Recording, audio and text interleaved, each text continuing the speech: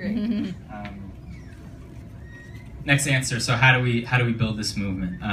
We hold ourselves accountable, especially to the people we love.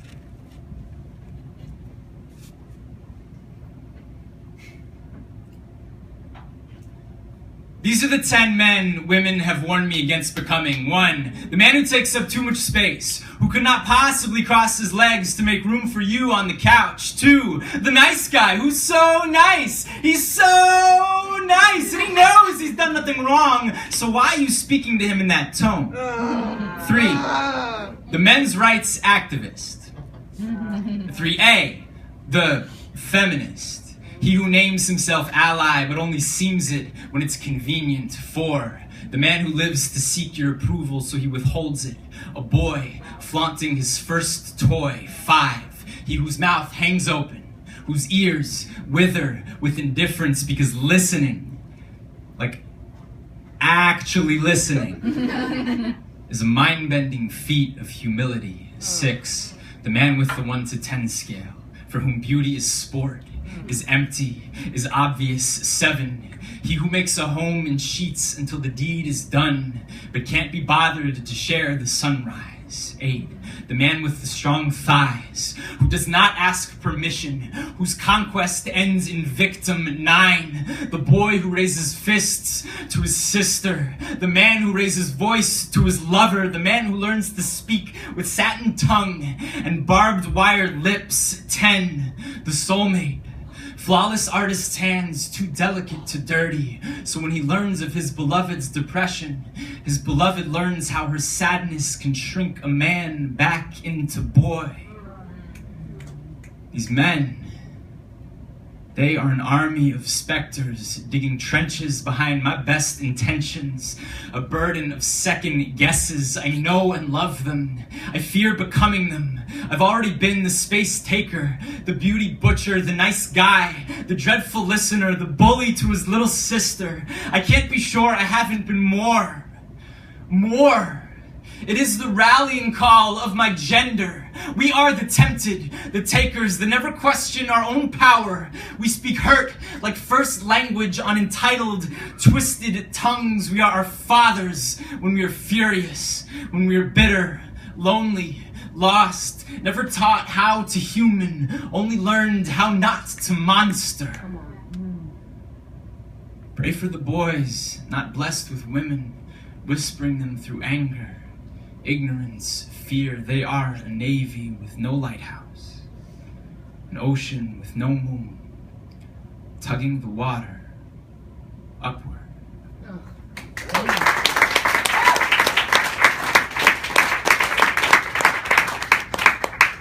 Y'all, I'm trying really hard to make eye contact, but with the lights, it's like I can only barely see silhouettes. So save my retinas. I'm just gonna look down the rest of this set.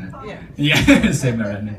Yeah, all right. I got a couple more. So after this next poem, I would like to hear from you about, if you're someone who sees themselves as part of movement work, like what do you see? What has that experience been like for you?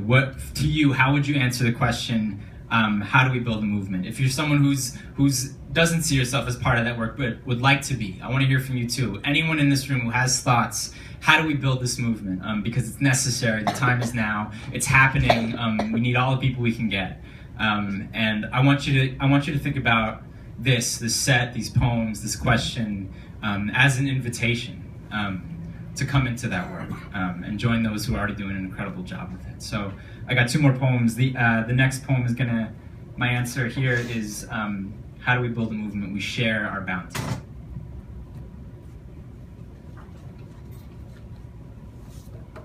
This poem is called On Giving. The best gift giver I have ever met is my Aunt Melissa. She's sitting right there. Every year, give her a big round of applause. Every year on my birthday, she surprises me with the gift of telepathy. Though she's never stepped foot in my kitchen, she knows exactly what's missing. She is the earmarked pages of a good cookbook, reliable as cast iron, warm as blueberry waffles. The most generous person I've ever met is also my Aunt Melissa. Let's be clear here about the difference between generosity and giving gifts. When the Gates Foundation donates a small fortune to public schools in New Orleans, oh, what luck! Now every kid can afford to learn on a Microsoft laptop. When my Aunt Melissa sends me a new box of pancake batter, she expects only an occasional photograph of a happy weekend brunch. Her giving is earnest. Meet Chuck Feeney, the billionaire who sold duty-free goods. Seen another way, he made his fortune off of our collective hatred of sales tax. His life goal is to die broke. He wears a $15 watch and doesn't own a house or a car. He is the worst capitalist I know. He eagerly awaits the afterlife when he's got standing coffee dates with Adam Smith, J.P. Morgan, and every last Rockefeller. His giving is defiant. On the grounds of Yad Vashem, the Holocaust Museum in Jerusalem, stand over 25,000 trees, each one planted with intention, each one honoring a person who helped Jews escape extermination. To be what's known as a righteous Gentile, one must have offered assistance without expecting any financial gain. Every one of them risked their own lives so that others could live. Their giving was reckless. Picture the world you desire. Map it next to the world you see. Earnest, defiant, reckless generosity. I dare us to claim all three.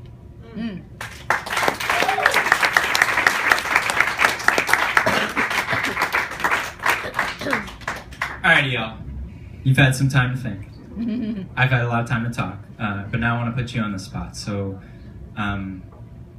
how would you answer this question? How do we build a movement? What does it mean to build a movement for justice, whatever justice means to you? I yield the mic. I can't see raised hands. So Sam, what I do is I'm a teacher educator. And Woo! Yeah. Love teachers. Are you a union member? I'm a teacher educator. Teacher educator. Okay, gotcha. You guys have like take the mic and go on. Oh, that's a great idea. I mean, it doesn't go too far, but So it goes. since I'm not too shy, I'm a teacher educator. Uh-huh. And what I'm planning to do next semester, and what I've done in the past, is to invoke lesson plans that talk about social justice.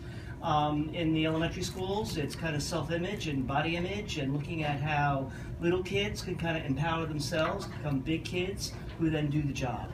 And at the high school level, there will be unit plans that talk about social justice issues that give students the empowerment to do the work that they need to do when they're you and me. Wow. Give it up for that. So, what I hear there is trusting young people. That's a big one, I think. Who else has something? You can shout or you can come to the mic. I think amplifying voices. Amplifying voices, yeah. You want to say a little more about that? Just if you're in a space of privilege where there is a mic or a space to provide voices for those that otherwise might not get heard or be allowed to be heard or haven't been heard, to provide that space to make sure that you're second by. Absolutely. We actually have a great example of that in this room. Is Sasha still here? Sasha's here. Sasha, can you wave to everybody? Yeah, so Sasha Banks is an amazing poet. She did an incredible thing. Was it December? She organized this incredible event called Black Poets Speak Out. And what? Poets for Ferguson. What's that? Poets for Ferguson. Mahogany.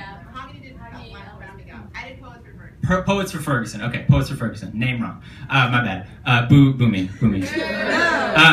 But what Sasha did, she organized this 24-hour live stream of poets of color speaking out about Ferguson, and it was a fundraiser, and it was all on YouTube, and it took a tremendous amount of capacity and connections, and she just used all of her gifts to make that happen. And so I think that, to me, that's an example of what Cecily's saying. So can we give a round of applause for Sasha? Thank you. Can we, one or two more examples or answers to that question? Make sure there are elevators. Make sure there are elevators, y'all. Grandpa really wanted to come tonight, but he's in a wheelchair at the moment. He couldn't make it. But yeah, accessibility, right? Absolutely. Thank you. Yeah, I see a couple over here. I was gonna piggyback on that actually. I do advocacy work for epilepsy, because that's what I have. But through my poetry and advocacy work through, with epilepsy, I advocate for basically anybody with disabilities, especially in the poetry community, because people are going to hear somebody who has an invisible disability before they hear somebody with a physical disability. Somebody once said to me, the only time to use your privilege is when you're using it for something that is good, that's going to advance something else. I understand that my privilege in having an invisible disability is you see me and you see a normal person. And I'm willing to take on that front and speak up for others and say accessibility and other things like that and have those arguments for others. And that's the work that I do.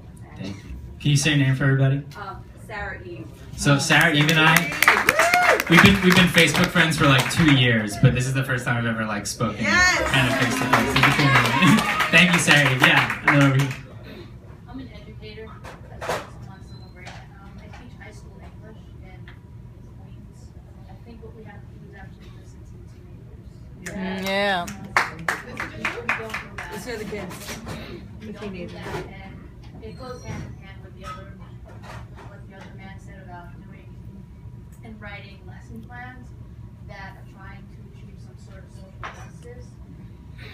We don't recognize their peers, and whether we know it or not, they're more innocent than we ever give them credit for.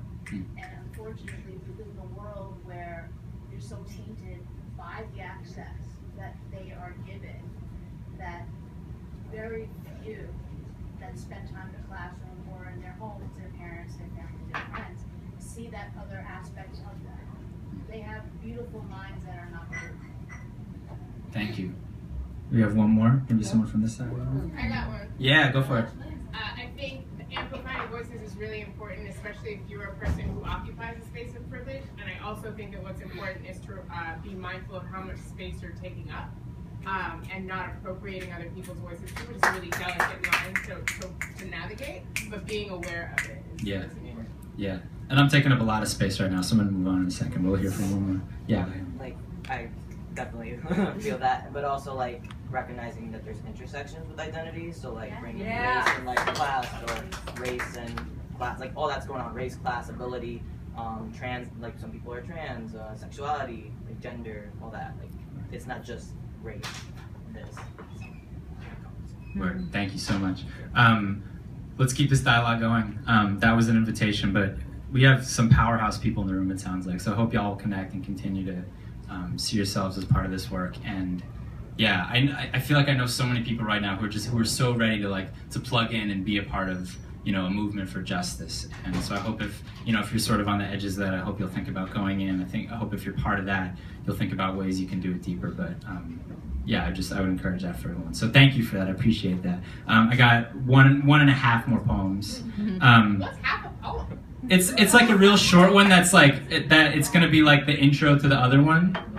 I shouldn't explain. I should just do it probably. Yeah. But my final answer to this question, how do we build a movement, is to learn where we come from.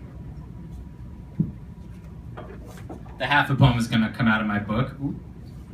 Which you can buy. Which you can buy back there from Thomas. This is from Next Left Press, which these are all handmade. My publisher is a poet. His name is Jeff Munsterman. Yeah, there's a couple people in here who have Jeff Munsterman books. Yeah, maybe those two over there. They're incredibly gorgeous books, and you're not only supporting me as a poet, but you're supporting an independent press. You're supporting someone who's dedicated his life towards making sure poets can have quality product, and he makes so little off of these books, it's ridiculous. I force him to charge me more than he does, but these are pretty books, so buy one if you like it. Thank you all so much for being here. I really appreciate you. It's a heart-shaped poem. It's an anatomical heart. Who does that? Oh my god! Who does that? I'm just saying. It's a good book. To be it all. I'm 20 when I asked my grandparents to trace our family backwards. On their patio, I watched them peel decades to a time before me, before my mother, before the two of them met as giddy teens, then married without her father's permission, then further back, even before New York, before America, when our life today was an uncertain seed in a matriarch's imagination, in a village filled with cattle and peasants, in a country filled with cattle and peasants and fierce winters and communists. And this is why we ask where we come from, to grasp the magnitude that we are anything at all, that we do not simply exist, but rather carry a promise that our existing was intended and wished for, and damned if we weren't supposed to happen, if we aren't the uncollected rewards of so many someones who lived and prayed and knew beyond knowing that better would be a day, and they would be the sun rising above it.